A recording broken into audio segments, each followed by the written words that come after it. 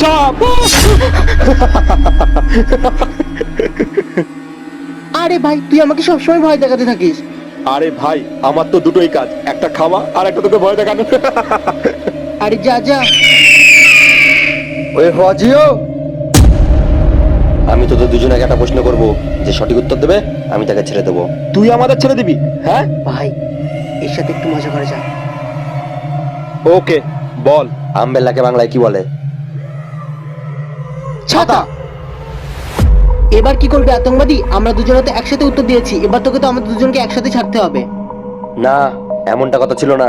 তোরা দুজনে একসাথে উত্তর দিয়েছিস, এবার তোরা দুজনে একসাথেই মরবি। আমরা দুজন যখন একসাথে উত্তর দিয়েছি, আমরা দুজন তখন তোকে একসাথেই মারবো।